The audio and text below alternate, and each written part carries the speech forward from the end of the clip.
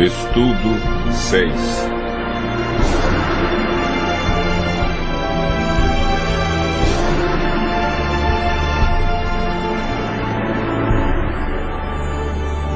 Sinais da vinda de Cristo.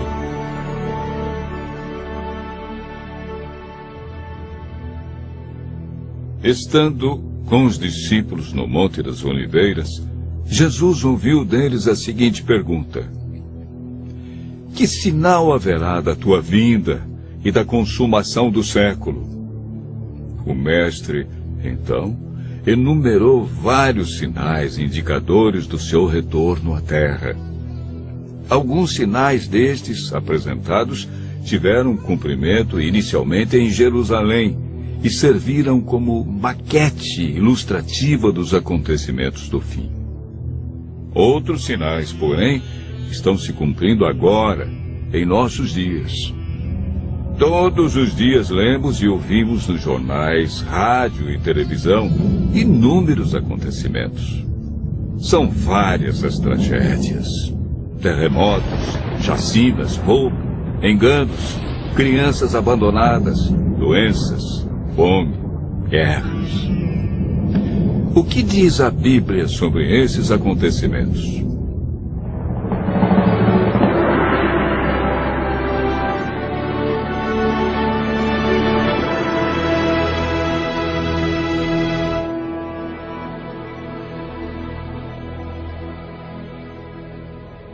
Vamos analisar os sinais que antecedem a sua volta em 3 partes. Primeiro, os sinais no mundo social. Segundo, sinais no mundo natural. E por último, sinais no mundo religioso. Os sinais no mundo social estão descritos em Mateus 24, versos 6, 7 e 10. Jesus profetizou que antes de sua volta, o mundo estaria envolvido em guerras, fome, nação contra nação, reino contra reino, traição e ódio entre as pessoas. Na segunda carta de Timóteo, capítulo 3, versos 1 a 5, nos fala de tempos difíceis. Desemprego, fome, pessoas egoístas, avarentas, pessoas blasfemando de Deus, filhos desobedientes à paz, homens sem domínio de si. Esses sinais no mundo social são provenientes da obra de Satanás e não de Deus. Na segunda parte do nosso estudo, falamos a respeito dos sinais no mundo natural. Mateus 24, versos 7 e 29, fala de sinais que estão acontecendo e que já aconteceram. No dia 19 de maio de 1780, o sol escureceu. Esse dia ficou conhecido como o Dia Escuro. Na região leste dos Estados Unidos, tão densas eram as trevas que as lamparinas foram acesas ao meio-dia.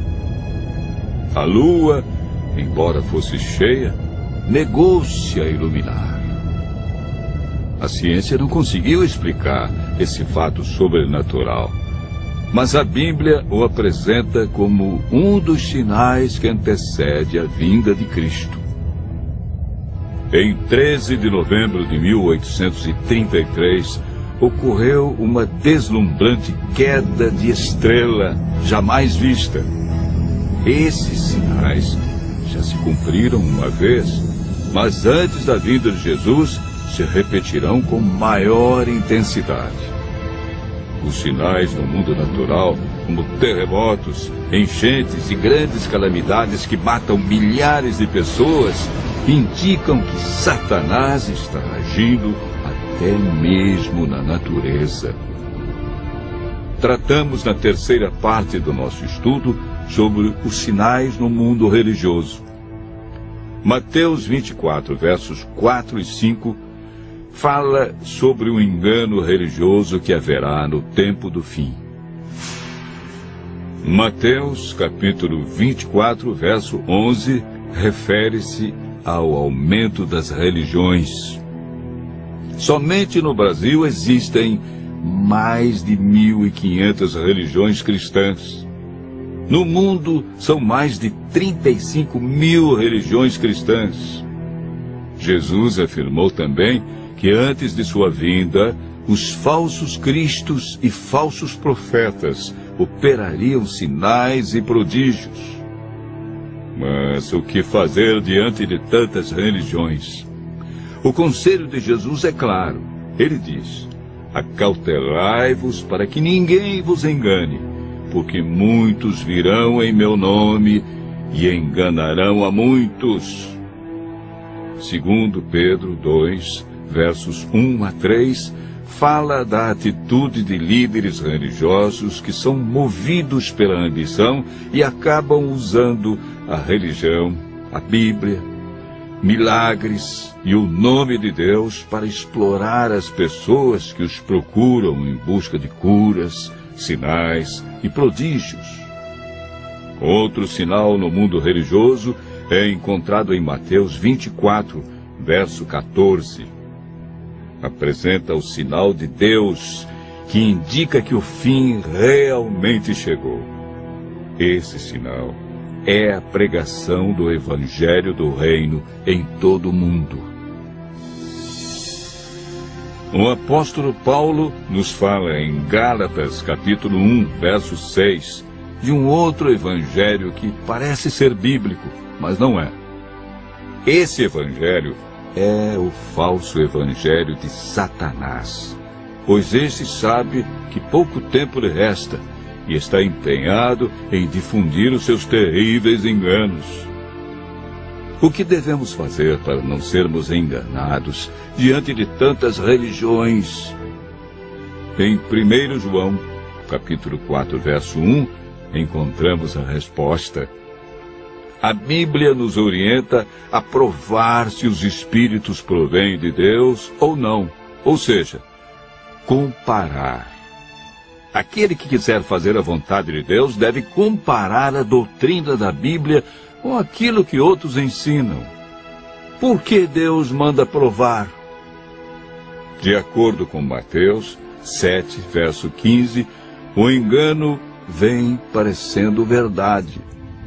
Vimos que os sinais preditos por Cristo estão todos se cumprindo, indicando que em breve todo o mal do universo terá seu fim.